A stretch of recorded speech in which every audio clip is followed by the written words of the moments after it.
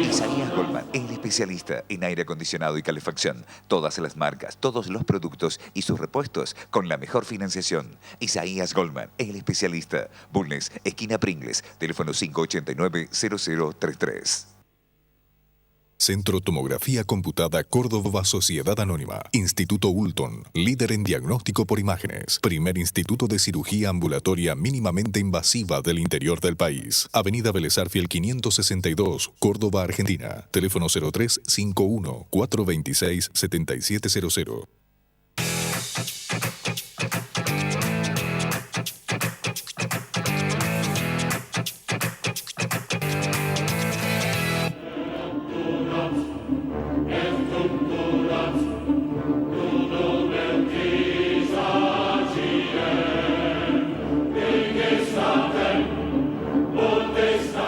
Usted está viendo Palabra de Honor, Canal C, martes 23 horas, miércoles 17 horas y algunas otras repeticiones. Hoy en la entrevista vamos a continuar con el tema del Congreso de la Lengua Española que ya se viene, a muy pocas semanas. Y hemos invitado a una persona que va a participar en, ¿cómo es, Juan? En el marco del Festival de la Palabra se va a llevar a cabo la presentación de este libro. Del libro del doctor en Historia Juan Ferrer. Juan, muchas gracias por haber venido a nuestro programa. Juan ha escrito un libro sobre un análisis de la Constitución cordobesa del general Bustos, muy interesante, y por eso, como está dentro del Congreso de la Palabra y es el tema Constitución, es que te hemos invitado, Juan. Bueno, muchísimas gracias, Eduardo, por la invitación y por ayudarme a difundir esta actividad. Bueno, yo lo primero que quiero es que vos le cuentes a la audiencia qué estudios tienes vos. Bueno, yo soy egresado de la Facultad de Derecho de la Universidad Nacional de Córdoba como abogado, pero una vez que concluí los estudios... Pará, ¿a qué edad egresaste? A los 23 años. ¿Con qué promedio egresaste? Con un promedio de 9,40. ¿Y así cuántos 9 tenés vos? ¿Vos tenés todos 10 menos unos pocos 9? Más o menos, más o menos, por allí, mitad y mitad. Mitad y mitad. Bien, ¿y luego de haber egresado? Luego de haber egresado, obtuve una beca del gobierno español para ir a hacer los estudios de doctorado en la Universidad Autónoma de Madrid. ¿Cómo obtuviste esa beca? Básicamente por el promedio, ¿no? Por tener un buen promedio en la facultad, postulé a esa beca, que era una convocatoria abierta del Ministerio de Educación español, y bueno, la conseguí. Es decir, primer mensaje, es muy importante que los jóvenes entiendan algo que yo no he entendido. El promedio con que uno egresa en la facultad está absolutamente relacionado a las posibilidades de trabajo que pueda conseguir uno posteriormente, ¿no es así, Juan? Y la verdad que es un dato muy importante, sí, bueno, un dato relevante. Conseguiste esta beca, ¿qué pasó? Conseguí esta beca y me fui a vivir a España y allí estuve en la Universidad Autónoma de Madrid 5 años cursando estos estudios de doctorado, de máster, y bueno, de allí fue el resultado, mi tesis doctoral, que ahora se tradujo en libro y es lo que vamos a estar presentando la semana que viene. ¿Te doctoraste en qué? Allí el título era de doctor en Derecho y Ciencia Política. ¿Y hiciste luego un máster en qué? El máster era un requisito previo para obtener el doctorado y en la Universidad Autónoma de Madrid el máster fue en Democracia y Gobierno. Perfecto. ¿Volviste a Córdoba? Volví a Córdoba, me incorporé a la Facultad de Derecho, de la que había sido estudiante, como docente, y también me incorporé a la Universidad Siglo XXI como docente y como investigador. ¿Y en la Facultad de Derecho de la Nacional, en qué cátedra? Allí estoy en la Cátedra de Historia del Derecho, que junto con Pedro Yancy Ferreira y Marcela Aspel. Bueno, tengo entendido que Pedro Yancy Ferreira y Marcela Aspel no solo son profesores, sino que sobre todo Marcela ha incorporado una técnica de el apoyo del teatro al estudio del derecho, que es una cosa fabulosa. Yo te digo porque yo también hago teatro leído, con unos éxitos extraordinarios y muchas obras escritas por ella, ¿es así? Sí, sí, la verdad que sí. Marcela impulsa la actividad teatral en la facultad desde hace muchísimo tiempo. Siempre nos invita a todos a participar. He participado en alguna oportunidad de las obras que ella ha escrito. Así que la verdad que le da a la facultad también un perfil distinto. Bueno, vamos entonces a tus otras actividades vinculadas con estos temas que realizas en Córdoba. Bueno, fundamentalmente ahora estamos trabajando, yo dirijo un proyecto de investigación en la Universidad Siglo XXI que se titula Cultura Constitucional y Constituciones de Córdoba, que busca analizar los 180 años de historia constitucional. Y estamos trabajando precisamente junto a un equipo un poco más grande de investigadores en la redacción de una historia constitucional de la provincia de Córdoba. Este programa le tendría que haber dicho Prudencio que te entreviste él y no yo, no me he dado cuenta. Bueno, ¿querés que entremos en tema entonces? ¿Qué te parece si empezamos por Arequito? Bien, me parece muy bien porque... El pueblo de la Sole, ¿cierto? El pueblo de la Sole. Allí es precisamente un poco donde comienza la investigación que yo realizo, porque el libro transcurre en el periodo que va desde la caída del gobierno central, allá por el año 1820, hasta la sanción de la Constitución Nacional en 1853. Ese periodo de 3 décadas y media, ¿no? Ha sido un periodo que ha sido calificado tradicionalmente como el de las autonomías provinciales, el periodo de los caudillos. Hace tiempo ya que se viene repensando como un periodo de soberanías provinciales o del momento de los pueblos. ¿Pero qué pasó en Arequito? Y en Arequito básicamente lo que pasa es que el director Rondó se ve amenazado por la invasión de los caudillos de Santa Fe y de Entre Ríos, López y Ramírez, y entonces manda a llamar a los dos grandes ejércitos de la independencia que tenía en ese momento el Río de la Plata, el ejército de los Andes y el ejército del norte. Para que el Pollo me pide que muestre el libro. El Pollo maneja el programa, ¿viste? ¿En qué cámara? Ahí está, ahí está. Bueno, continúa. Bueno, los dos ejércitos reciben la instrucción de Rondó de regresar hacia el norte de la provincia de Buenos Aires. El ejército de los Andes decide rechazar. San Martín tenía sus planes ya de continuar su campaña libertadora. No desenvainaré la espada. No desenvainaré la espada. Pero el ejército del norte sí decide acudir al llamado de Rondó, pero en la posta de Arequito... Pero aclará que Belgrano estaba enfermo. Belgrano estaba enfermo, exactamente. Bien. Y en la posta de Arequito, esa noche del 7 y el 8 de enero, un poco comandado por el coronel Juan Bautista Bustos, parte de las tropas del ejército se sublevan, realizan un motín y terminan escindiéndose del ejército del norte. Claro, esa división de las tropas regulares del ejército hacen que el ejército quede muy disminuido y cuando vayan a auxiliar a Rondó en la batalla de la Cañada de Cepeda, pierda la batalla Rondó y eso termine sellando la suerte del gobierno central. Cepeda 1. Cepeda 1, que pocos lo conocen. Bueno, cuando Bustos llega a Córdoba, ¿qué legitimidad tiene porque termina gobernador? Bueno, Bustos después de Arequito intima al que era el gobernador en ese momento, puesto por el directorio, Antonio Manuel de Castro, y le dice que deposite el mando en el cabildo, que renuncie. Eso hace, renuncia y deposita el mando en el cabildo. Pero el cabildo luego convoca a una sesión extraordinaria, un cabildo abierto, y se termina eligiendo como interino a José Javier Díaz. Me voy a parar si lo nombras a JJ. Bueno, José Javier Díaz como interino decide convocar a elecciones a toda la provincia para reunir un cuerpo provincial, una asamblea soberana. Esa asamblea soberana, que va a tener varios objetos ya previstos, va a ser la que va a elegir gobernador a Juan Bautista Bustos allá por el 21 de marzo de 1820. Bueno, ¿qué hace Bustos? No tenemos mucho tiempo, Juan. Bien. ¿Qué hace Bustos gobernador respecto de la Constitución? Bueno, Bustos impulsa la sanción de una Constitución. ¿Por qué? Que es el reglamento de 1821. ¿Por qué? Básicamente, Bustos tenía en mente una organización nacional bajo el signo federal.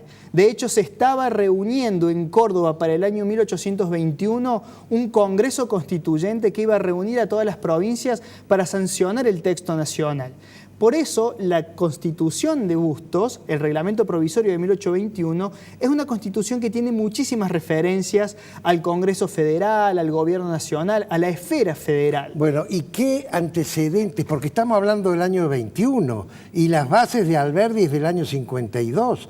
¿Qué antecedentes tuvo Bustos para hacer esta Constitución? Bueno, Bustos no es el que redacta la Constitución, no, por supuesto. ¿no? Los redactores son José Gregorio Baigorri y José Norberto de Allende. Había también un tercero que era Lorenzo Villegas, pero no participa de la comisión redactora. Esos redactores, ¿qué antecedentes tuvieron en cuenta? Básicamente tuvieron en cuenta los ensayos constituyentes previos, el Estatuto de 1815, el Reglamento de 1817, pero también tuvieron algunos antecedentes foráneos, como algunos dicen la Constitución de Massachusetts. Yo la verdad que la he revisado, he cotejado los textos y solo encuentro un artículo de similitud, pero sí es importante, y eso no está dicho en ningún lado, acá en el libro está bien analizado, la Constitución para los Estados Federales de Venezuela del año 1811, que es básicamente una traducción de la Constitución norteamericana del 87. Juan, ¿el reglamento orgánico del Deán Gregorio Funes fue tenido en cuenta o no? No lo mencionan los redactores como una de las fuentes, pero sin lugar a dudas formaba parte, ¿no?, de los textos que tenían a su mano aquellos que fueron los encargados de redactar la Constitución. Bien, esta Constitución promulgada por Bustos, o por iniciativa del general Bustos, ya general, ¿cierto? Sí. Del general Bustos, ¿tuvo aplicación práctica o fue una cosa teórica que nunca se llevó a la práctica? Bueno, para poder responder a esa pregunta habría que hacer puntualizar algunos aspectos concretos, ¿no? Generalmente se ha dicho que todos estos textos provinciales de esta época, de la época de los caudillos, fueron papeles mojados, que los caudillos sancionaban constituciones pero después las violaban sistemáticamente. En realidad, allí hay una premisa que es un poco errada. Hay que tener en cuenta que no podemos pretender que los actores políticos de la época tuvieran respecto de las constituciones la misma actitud que tenemos nosotros hoy respecto de la Constitución. El término Constitución es un término que para 1821 recién se está empezando a llenar de significado, ¿no? Incluso en los contextos donde había nacido el término, Francia, Estados Unidos, el término se va consolidando. Es una constitución, la de Bustos, que sí es observada, más allá de que tiene algunas dispensas, y va generando, teniendo en cuenta esto que acabo de decir, va consolidando ciertas prácticas políticas que a lo largo del tiempo se van cimentando y van dando lugar a una determinada forma de concebir la comunidad política. ¿Practicaba el federalismo interno dentro de la provincia? ¿Me explico? Sí, te explica perfectamente. Bueno, la Constitución hace referencia a entidades o sujetos políticos inferiores que eran los curatos. De hecho, allí se realizan las elecciones, se eligen diputados por curato. Que vendrían a ser los departamentos de ahora. Algo así, la división administrativa de la provincia de la época. Pero la verdad es que el texto piensa mucho y tiene muchas referencias mirando hacia el gobierno nacional, hacia la esfera federal, más que hacia las divisiones administrativas internas. Bueno, última pregunta, Juan. Primero decinos cuándo es la presentación y dónde. Bueno, la presentación va a ser el próximo miércoles 20 de marzo a las 19 horas en la sala Regino Maders de la legislatura de la provincia de Córdoba. Es entrada libre, por cierto. Entrada libre, por supuesto. Bueno, y entonces ahora la última pregunta, 1 minuto para cerrar. ¿Qué influencia, primero, quién fue el general Paz el que dejó sin efecto esta Constitución o no? No. No, bueno. ¿Qué influencia tuvo esta Constitución en la Constitución de 1853? Si es que tuvo influencia. Bueno, la verdad es que muchos de los artículos que están en la Constitución de 1821 se encuentran literalmente redactados en la Constitución de 1853. ¿Literalmente? Literalmente redactados. Y no están literalmente redactados en otros textos constitucionales. Sin embargo, decir que porque le precedió en el tiempo fue fuente directa de la Constitución es un tanto apresurado, sería una visión un poco parcial. La verdad es que tanto los constituyentes de 1821 en Córdoba como los constituyentes de 1853 a nivel nacional tuvieron a su mano las mismas fuentes, claro, ¿no? Con lo cual es por eso muy probable que hayan llegado a las mismas soluciones. Pero sin lugar a duda que la Constitución de Córdoba pudo haber tenido gran influencia en aquellos constituyentes del 53. Bueno, Juan, te agradezco mucho tu visita, muy clara tu exposición. Muchas gracias por el libro. No, voy favor. a ir a la presentación, a la sala Regino Mathers, y te vamos a estar presente en la exposición, ya que vos ya vas a hablar de la Constitución en sí, ¿cierto? Exactamente, vamos a estar allí participando con el doctor Esteban Llamosas, director del Centro de Investigaciones de la Facultad de Derecho, que se va a encargar de la presentación. Muchas gracias, Juan, por haber venido. Muchas gracias a vos, Eduardo. Nos vemos entonces en el próximo bloque.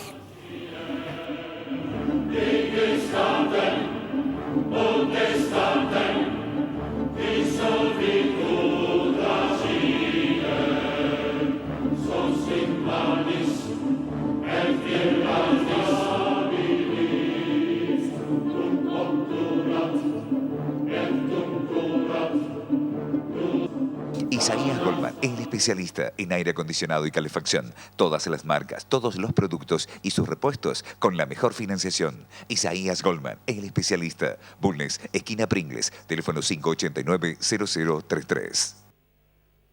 Centro Tomografía Computada Córdoba Sociedad Anónima. Instituto Ulton, líder en diagnóstico por imágenes. Primer instituto de cirugía ambulatoria mínimamente invasiva del interior del país. Avenida Vélez Arfiel 562, Córdoba, Argentina. Teléfono 0351-426-7700.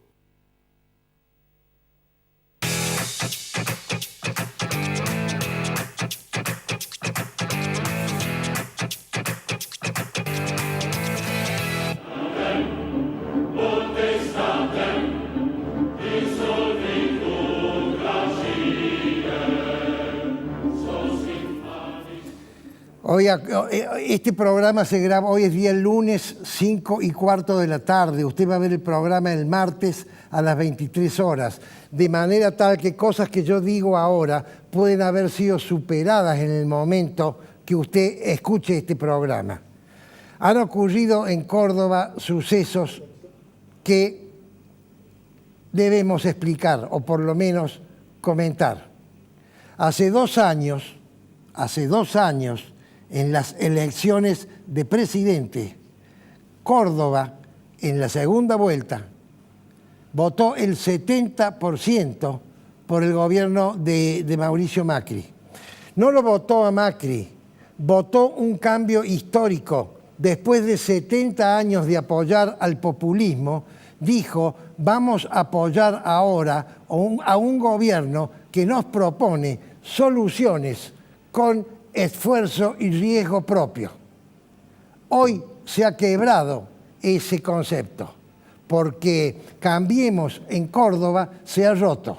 Todo el mundo va a hablar de esto en los próximos días. Yo no quiero relatar lo que ha pasado, porque está pasando en este momento. Quiero tratar de hacer un análisis de opinión. Y como siempre digo, este programa es un programa de opinión. No es un programa de investigación, ni es un programa que se dedica a hacer acusaciones. No estoy en contra de esos programas que son muy útiles, pero yo no tengo la capacidad logística, ni tengo la vocación, ni tengo la situación personal anímica para dedicarme a eso. A mí lo que me gusta es dar opiniones, hacer análisis. No relatar el qué, ni comentar el cómo, sino decirles a ustedes, para que ustedes digan tienen razón o no la tienen, el por qué. No voy a hablar tanto de que no se pusieron de acuerdo los dos grupos de Cambiemos. No voy a hablar tampoco que puede haber falta de planificación del aparato central de Cambiemos. Y no voy a hablar tampoco que quizás aquí haya más interés en posicionarse personalmente que en presentarle a la ciudadanía una estructura de propuesta de poder que reemplace al gobierno que está. Voy a hablar de lo que yo creo que es la causa fundamental de lo que ha pasado. ¿Saben lo que es? Lo que se llama el aparato del Estado, el manejar el aparato del Estado, que lo maneja el gobierno provincial, en este caso de la provincia de Córdoba.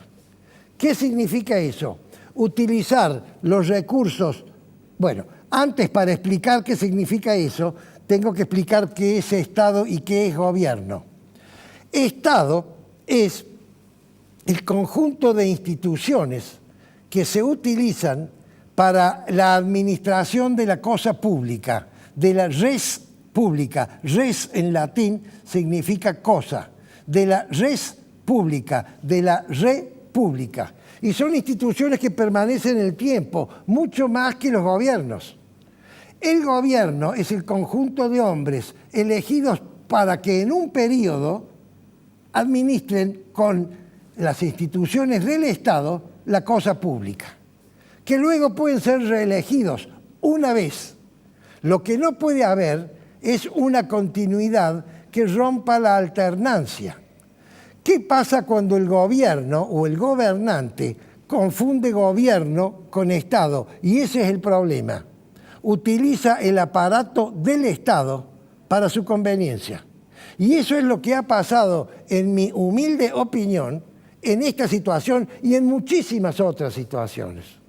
Y como yo no soy el dueño de la verdad, si hay gente que opina distinto a mí, esta mesa, señores, está a disposición del que quiera venir. Lo único que tiene que hacer es hablarlo a mi productor o hablarme a mí y decir, quiero participar en su programa para dar mi opinión.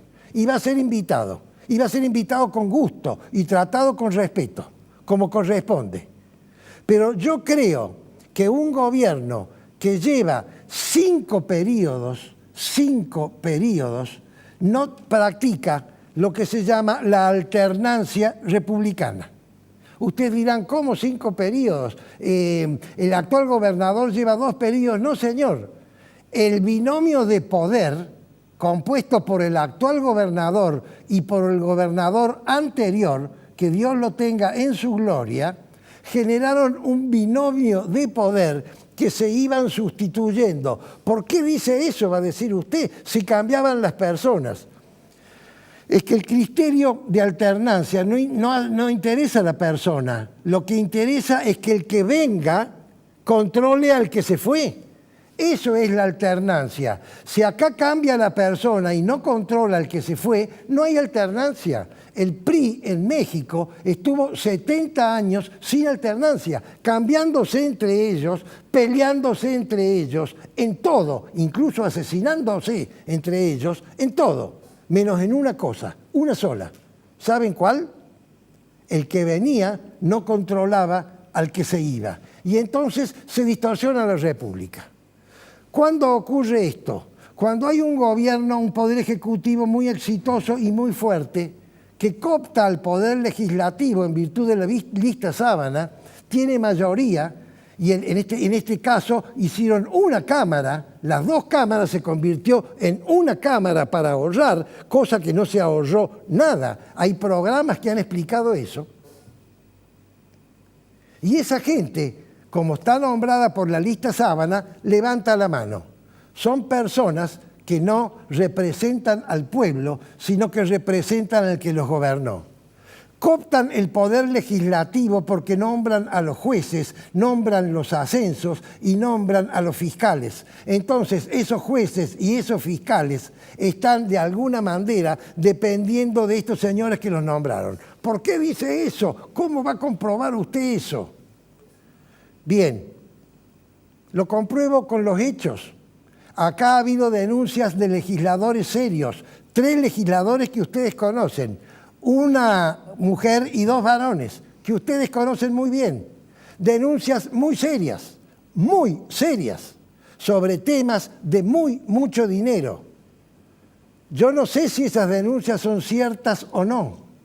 Lo que sí sé es que nunca fueron investigadas como corresponde, en el plano judicial y en el plano administrativo. Y entonces yo investigo y digo, señores, esta denuncia es cierta si corre el expediente para que haya un juicio. O digo, señores, esta denuncia que se hizo, no hay pruebas, entonces esta persona que fue denunciada queda libre de culpa y cargo.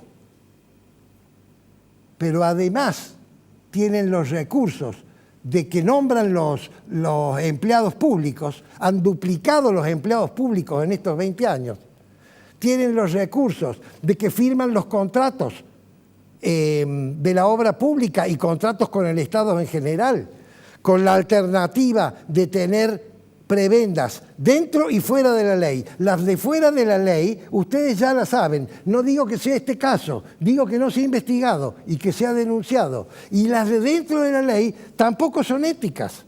Si yo hago una cena y vendo una tarjeta que vale 10 o 15 mil o 20 mil pesos y le vendo a los empresarios contratistas míos, eso no es ético, pero me da cash para mi caja. Pero además tienen la propaganda. El gobierno de la provincia de Córdoba se está preparando en campaña hace 4 años porque tiene una propaganda abrumadora. Fíjense ustedes que en Córdoba, en la provincia de Córdoba, hay 2 entes omnipresentes. Omnipresentes significa que están siempre, en todo momento y en todo lugar. Hay 2 entidades omnipresentes. Yo no he encontrado una tercera. ¿Saben cuál es la primera? Dios. Dios nuestro Señor, creador de todo lo creado, que está para los católicos y para los creyentes de las otras religiones monoteístas, está en todos lados y en todo momento. ¿Y cuál es la segunda? La propaganda del gobierno de la provincia. Entonces, con esa propaganda pagada por el Estado, pero además extraordinariamente bien hecha, tengo que felicitar a las agencias que la hacen, porque son extraordinarias, bombardean, aturden y están permanentemente condicionando la opinión de quien después tiene que votar. ¿Qué hizo este gobierno? Porque el pollo me roba minutos y me dice que me quedan 3 minutos. ¿Qué hizo este gobierno provincial? Adelantó las elecciones. Las elecciones que normalmente son en octubre, las de gobernador las adelantó. Y ahora hay 2 elecciones, por no decir que va a haber 3. 2 elecciones, una para gobernador pronto y una para presidente luego. Eso, además de generar doble gasto en un país que está fundido y que pide plata afuera a tasas muy altas. Porque el gobernador cuando hizo esto no dio ninguna explicación. La explicación es que él lo hizo. Entonces yo me pregunto, ¿quién se benefició con esto? Creo que el único que se benefició fue el gobierno de la provincia, o el partido del gobierno de la provincia, que tiene hace 4 años una campaña absolutamente orquestada, que ha dejado al otro grupo que podía hacerle frente, que era Cambiemos, que ni siquiera tenía arreglada su interna, después del verano 1 mes y 10 días para solucionar los conflictos internos, que por supuesto no lo solucionaron. Entonces ahora tenemos 2 grupos.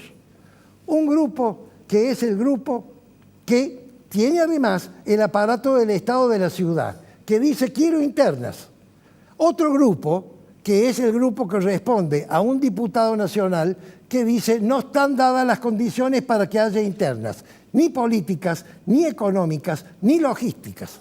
Entonces el primer grupo dice, si usted no respeta el pacto, yo me salgo fuera del pacto. Y entonces el otro dice, si usted se sale fuera del pacto, yo me presento por otro lado. ¿Qué es lo que pareciera ser que hoy a las 5:20 de la tarde del día lunes está ocurriendo? Entonces, ¿qué va a pasar? Va a pasar que por un lado va a ir Mestre y el candidato a la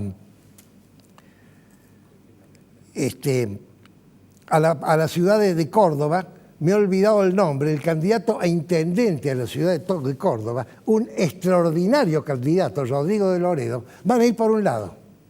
Y por otro lado va a ir Negri, que es un reputadísimo diputado nacional, reputadísimo, con gran experiencia, y también con un excelente candidato que es Luis Juez.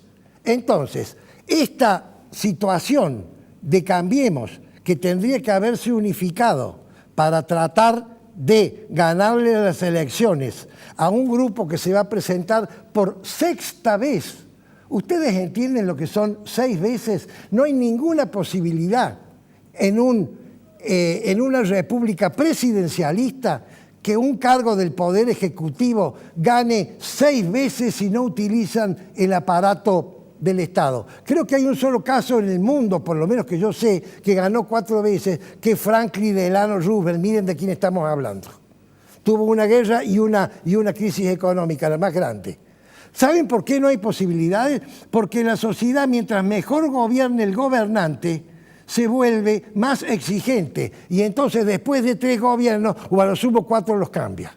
Como ahora Cambiemos se ha dividido en 2, entonces le dejan a el gobernador de Córdoba todo el campo propicio para hacer una elección exitosa. De manera tal, queridos amigos, que este cambio de concepto que hubo hace 2 años, con el que empecé mi alocución, ya no quiero populismo, ahora quiero otra cosa, en virtud del manejo del aparato del Estado y en virtud del manejo de las desinteligencias internas, ha caducado. Es palabra de honor.